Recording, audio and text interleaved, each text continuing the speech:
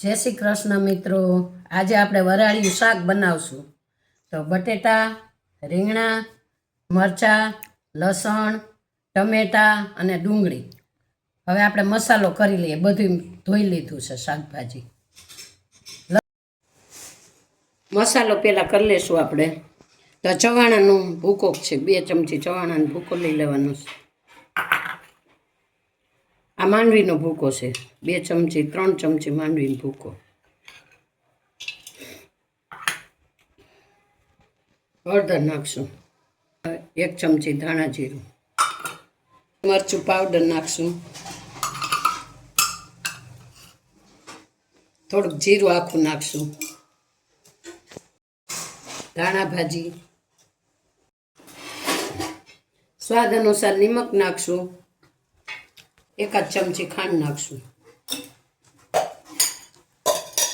હવે તેલ નાખીને મિક્સ કરી લેશું।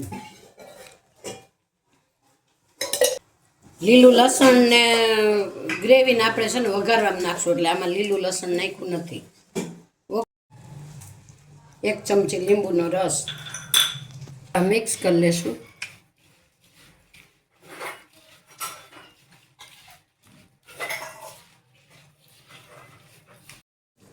આ રીતે રીંગણામાં ને ટમેટામાં આવી રીતે કાપા મારી લેવાના છે। બટેટામાં આ રીતે જીરું કરી લેવાનું છે।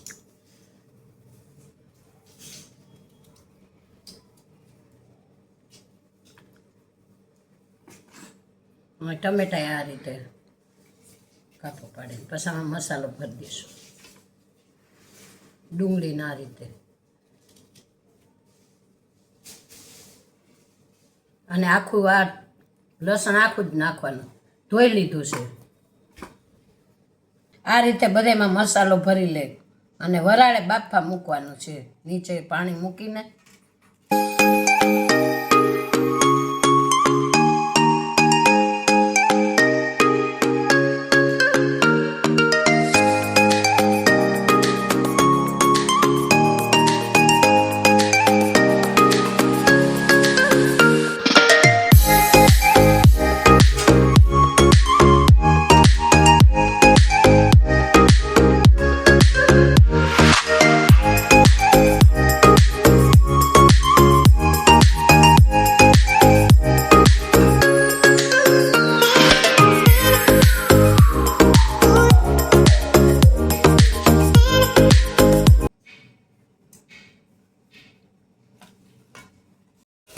આ રીતે પાણી ગરમ મૂકી દીધું છે।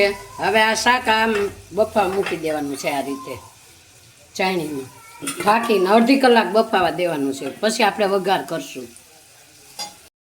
આપણે લીલું લસણ ને આદું લઈ લીધું છે, અને ટમેટા ને ડુંગળી અને ગ્રેવી કરી નાખશું વઘારવા માટે। શાકભાજી બધું બફાઈ ગયું છે, હવે આપણે વઘાર કરી લઈએ। તો આપણે તેલ મૂકી દીધું છે,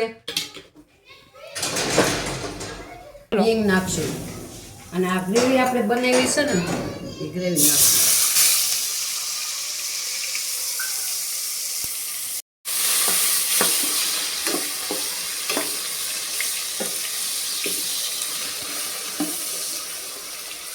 આપણે મસાલામાં તો નિમક ને બધું નાખી દીધું, પણ આ ગ્રેવી પૂરતું આપણે નિમક નાખી દઈશું।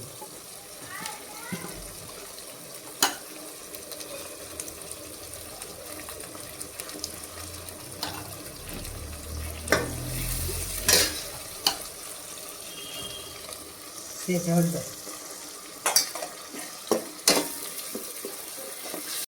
સેજ ખાંડ નાખી દઈશું, મરચું પાવડર। ગ્રેવી થઈ ગઈ છે, હવે શાક આમાં નાખી દઈશું।